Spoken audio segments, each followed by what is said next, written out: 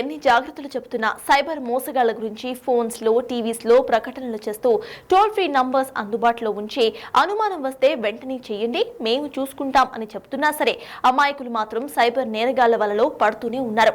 పోలీసుల కంటే మోసగాళ్లు చాలా తెలివిగా వ్యవహరిస్తున్నారు. ఎలాంటి అనుమానము రాకుండా సైలెంట్ గా ముంచేస్తున్నారు. రిటైర్డ్ ఎంప్లాయీస్ ను ఎంచుకుని వారిని అన్ని రకాలుగా భయభ్రాంతులకు గురి చేస్తూ అందిన కాడికి దండుకుంటున్నారు. తాజాగా ఓ రిటైర్డ్ ఉద్యోగి ఈ సైబర్ మోసగాళ్ల వలలో చిక్కుకుని చాలా పెద్ద మొత్తంలో మోసపోయాడు. చివరి దశలో పోలీసులను ఆశ్రయించి వాస్తవం తెలుసుకున్నాడు. ఇందుకు ఆ పెద్ద మనిషి ఎలా మోసపోయాడు, తమ పిల్లలు కూడా చెప్పకుండా ఎందుకు అంత పెద్ద మొత్తం పోగొట్టుకున్నాడు అనే అంశంపై బిగ్ టీవీ స్పెషల్ స్టోరీ.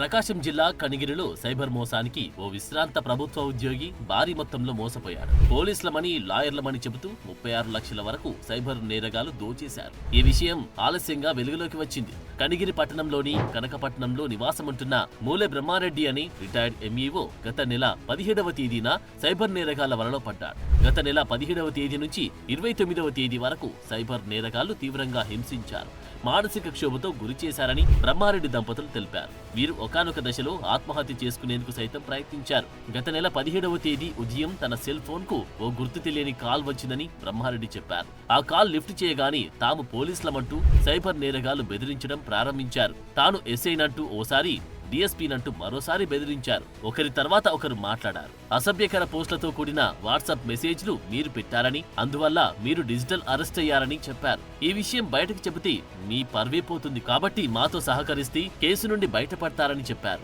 మీరు సీనియర్ సిటిజన్లు కాబట్టి ఆన్లైన్లోనే విచారిస్తాం, కాదని మాతో సహకరించకపోతే మీ కుటుంబం పరువు తీస్తాం, మీ పిల్లలు తల ఎత్తుకొని సమాజంలో బతకలేరు అని బెదిరించారు.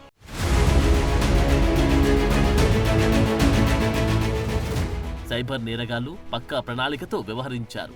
బ్రహ్మారెడ్డిపై దేశద్రోహ కేసులు నమోదు చేస్తున్నామని బెదిరించారు. ఇంటి డోర్లు మొత్తం మూసివేసి సీక్రెట్ గా తమతోనే మాట్లాడాలని, మరెవరితోనూ మాట్లాడకూడదని, మీరు డిజిటల్ అరెస్టులో ఉన్నారంటూ 10 రోజులుగా తీవ్రంగా హింసించారు. బ్రహ్మారెడ్డిని బ్లాక్మెయిల్ చేసి పలు దఫాలుగా 36 లక్షల రూపాయల వరకు నగదును వివిధ ఖాతాల్లో డిపాజిట్ చేయించుకున్నారు. సైబర్ నేరగాళ్లు చివరిగా 90,000 కావాలని అడిగారు. నగదు లేకపోవడంతో బ్రహ్మారెడ్డి పెద్ద కుమారుడిని ఆశ్రయించారు. దీంతో ఆయన విషయం గ్రహించి సైబర్ మోసానికి గురయ్యారు నాన్న అంటూ అప్రమత్తం చేశాడు. తమ కుమారుడు చెప్పడంతో అప్రమత్తమైన బ్రహ్మారెడ్డి వెంటనే పోలీసులను ఆశ్రయించాడు. తమ వద్ద ఉన్న నగదుతో పాటు తెలిసిన వారి వద్ద కూడా భారీ మొత్తంలో డబ్బులు తీసుకువచ్చి పలు బ్యాంకు ఖాతాల్లో జమ చేశానంటూ బాధపడుతున్నాడు.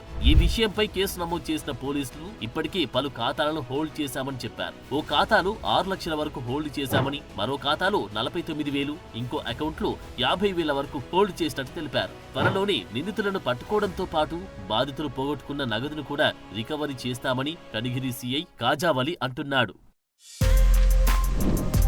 For more videos like this, subscribe Big TV channel.